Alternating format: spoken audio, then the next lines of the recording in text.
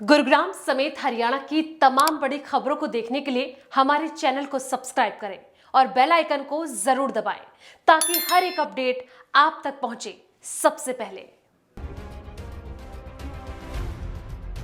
हरियाणा को sports hub के रूप में विकसित करने की राज्य सरकार के विजन के अनुरूप हरियाणा के राज्यपाल बंडारू दत्तात्रेय ने टोक्यो ओलंपिक 2020 में हरियाणा का नाम रोशन करने वाले राज्य के 32 खिलाड़ियों को 23 करोड़ रुपए के चेक और जॉब ऑफर लेटर देकर सम्मानित किया।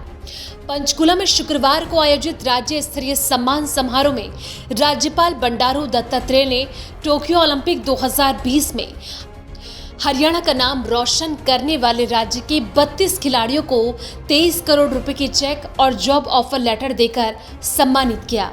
उन्होंने कहा कि टोक्यो ओलंपिक 2020 में हरियाणा के खिलाड़ियों के उत्कृष्ट प्रदर्शन ने न केवल राज्य और देश का गर्व से सिर ऊंचा किया है, बल्कि एक बार फिर से वैश्विक मानचित्र पर हरियाणा की योग्यता साबित की है। राज्यपाल ने कहा कि देश की आबादी का महज 2% होने के बावजूद ओलंपिक खेलों में करीब 25% भागीदारी हरियाणा से है, जो गर्व की बात है। उन्होंने कहा कि उन्हें गर्व है कि हरियाणा देश का पहला राज्य है जिसने पदक विजेताओं को अधिकतम नगद पुरस्कार दिया है। हरियाणा की खेल नीति की देश में ही नहीं बल्कि पूरी दुनिया में सराहना हो रही है। हरियाणा ने अन्य राज्यों के लिए एक मिसाल कायम की है और इसके लिए वे मुख्यमंत्री मनोहर लाल को बधाई देते हैं। क्योंकि हमारे पास रूरल डेवलपमेंट में कन्वर्जेंस स्कीम के माध्यम में आज अपॉर्चुनिटी है।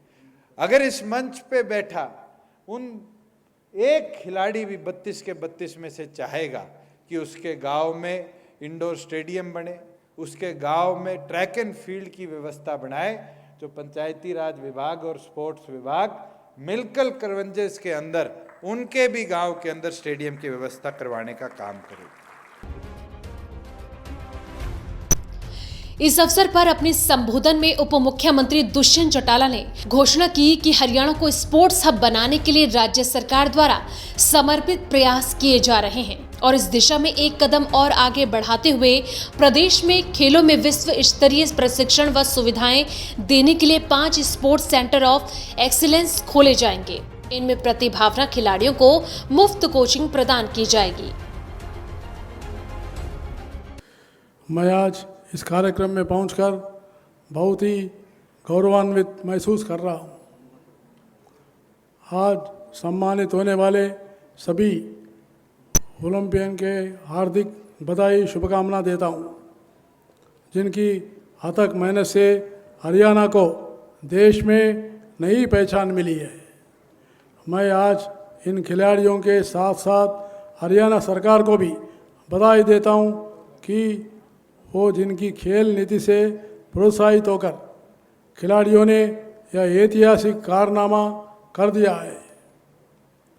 मुझे ये कहते हुए बहुत ही गर्व महसूस हो रहा है कि पूरे देश के 127 खिलाड़ियों में विभिन्न खेलों व प्रतिस्पर्धियों में टोक्यो ओलंपिक में भाग लिया।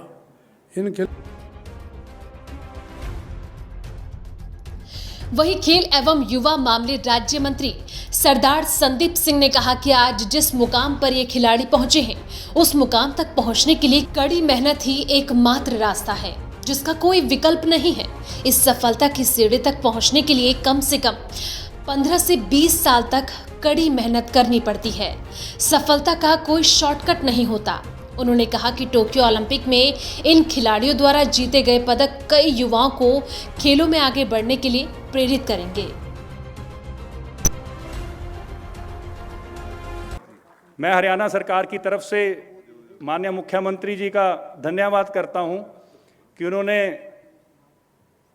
खिलाड़ियों के लिए अलग अलग पाइपलाइन में जो अभी आने वाला समय है उसमें काफ़ी चीज़ें रखी हुई हैं, लेकिन जो अभी तक कर चुके हैं, कुछ चीज़ें विजिबल होती हैं, कुछ चीज़ें इनविजिबल होती हैं। सम्मान समारोह में बोलते हुए खिलाड़ियों ने उन्हें सम्मानित करने के लिए राज्य सरकार को धन्यवाद दिया और कहा कि वे सभी गर्व और बेहद भाग्यशाली महसूस करते हैं कि वे हरियाणा से संबंध रखते हैं। खिलाड़ियों ने कहा कि राज्य की खेल नीति सबसे अच्छी है। हम अपना सर्वश्रेष्ठ प्रदर्शन जारी रखेंगे और अगली बार निश्चित रूप से अधिक पदक जीतेंगे। मैं सभी का धन्यवाद करता हूं कि आपने इतना प्यार और सम्मान हमें दिया है खिलाड़ियों को। और एक पूरा भारत नहीं, हम कहीं पे भी जाते हैं ट्रेनिंग के लिए तो पूछते हैं कि भाई हरियाणा में इतना पैसा कैसे देते हैं खिलाड़ियों को। तो मैं सरकार का बहुत बहुत धन्यवाद करता हूं कि इतनी अच्छी पॉलिसी है कि पूरे वर्ल्ड में पूछते हैं कि भाई हरियाणा की ऐसी पॉलिसी क्या है हरियाणा में जो इतना पैसा देते हैं, इतना मान सम्मान देते हैं। तो मैं सभी का धन्यवाद करता हूँ। बजरंग पुनिया ने कहा कि दुनिया में हम जहां भी जाते हैं हर कोई हमसे पूछता है कि हरियाणा अपने खिलाड़ियों को इतनी बड़ी रकम इनाम के तौर पर कैसे दे रहा है। मुझे खुशी है कि जो खिलाड़ी चोटिल होते हैं उनके लिए राज्य सरकार रिहैब सेंटर बना रही है। चंडीगढ़ से वी न्यूज़ के लिए कुमार रमेश की रिपोर्ट।